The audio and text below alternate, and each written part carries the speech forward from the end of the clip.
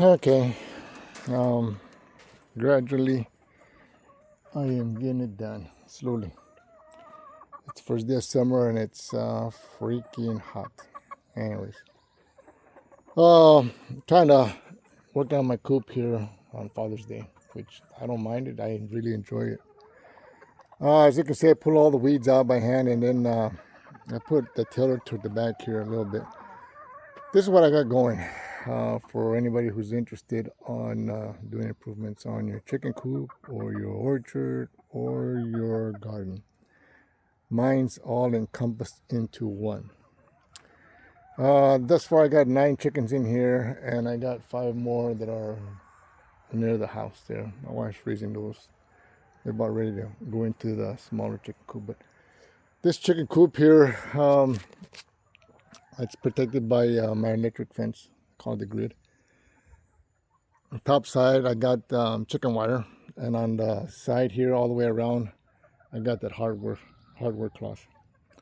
Now I did have an underground water system going here with my orchards. I had 8 trees altogether. I lost 2 trees, avocados, both of them right there. And you can see where the nozzle for the water is coming out. I can't find the other one. Anyways, this is all temporary with the bins here. Just my wife moved them out of the other one. They got more room. They seem to be happier for sure. But I am working on my sprinkler system. Now I did have this beforehand, but my poles they were not lined up exactly the way I have them right now. So I'm making some adjustments. On top of that, I am adding more sprinklers to my poles, to my orchard or garden. I had 4. Now I'm gonna make it 6 altogether. 2 in the corners, 2 in that corner, and then 1 in the center. But this is what I got going here.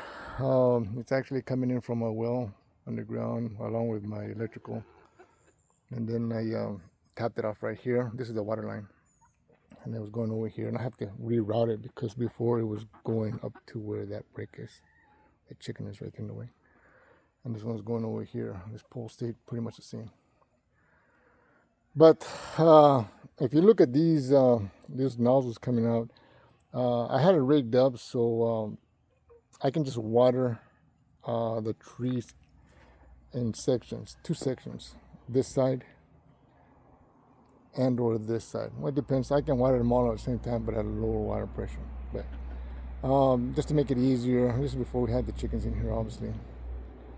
I'd take maybe a half hour, put the water in here underground, and then water those 4 trees, and then I'd switch it over. And I'd water over here, these 4 trees. And then if I wanted to, I was watering my grass with the sprinklers overhead, which these poles are much taller, much bulkier than what I had before. The other ones were only 6 foot high above ground. These are 11 feet. So I already got this back part done. And I got the underground water line going through here. Tees off right here at this pole, which I plan to put a faucet here so we can have a hose and my wife can clean out the coops. Then just put a 50-foot hose on here, and then she can at least drag the water there, or she can come in from the other side regardless. But I buried this already, and I got the water lines. They're not completely done, obviously, as you can see that. I just wanted to get them started here, bury this part, and I got to add more. Right here, it's a low spot on the back of my property. Right there, it's a low spot. So I am bringing in more topsoil in, and to level this up a little bit, bring up the grounds so it'll drain downwards, which is that way. So this is what I figured out, because it's in the middle of summer and these birds are trying to stay cool. They can't regulate their body heat, or can't stay cool during the summer like we can. So I see them hunkered under these bins here as best they can, trying to stay cool. What I am planning to do when I get done is I'm going to put underneath each one of these trees, not just that nozzle. This will be a direct water line for my trees, but I plan to tee off there and put sprayers on each one of these. trees. Now, right now they're small because I've cut them down and they're not producing anything simply because I've neglected them. I need to fertilize them, but birds will eat the fertilizer and probably get them sick. Well, what I plan to do is, just say, for example, right there, I plan to tee off that and put a sprayer. And that way I have the option, and I'm going to put a closed-off valve also, so that way I can control how I want to water these trees, or if I want to just put the sprayer on, and it'll just mist out of that sprayer. And as these trees get bigger during the summertime, they already have a little bit of shade.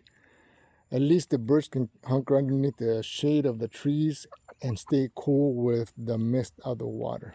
That's my resolution to help these birds stay cool. On top of that, I plan to use these bricks, probably 4 of them, to go around those trees, so I can at least fertilize my trees around there. Instead of having this on here to keep them out of there, I plan to put those blocks around the trees, fertilize the trees, and then put those blocks on top of that. And then when it mists, the birds can jump onto the bricks, cool their feet off with the cool water. I plan to put those blocks all around all my trees. I should have enough. I got some more in the back there, but that's my solution for keeping these birds cool, protecting my trees, and fertilizing my trees, keeping the birds from eating the fertilizer, and the options of watering these trees also. If I want to put a direct line with that, then I can just go ahead and shut off the nozzles and then let it drain right into the area of the trees. Birds will stay still cool with the water running onto the bricks, the blocks there. But that's what I'm doing. So right now I'm working on this middle ones here.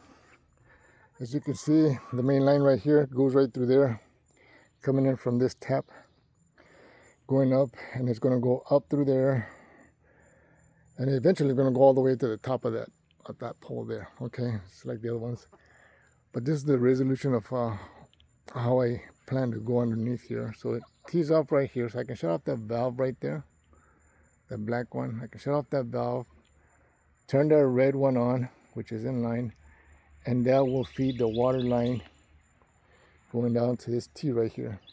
Now this T goes all the way to those 2 trees over there,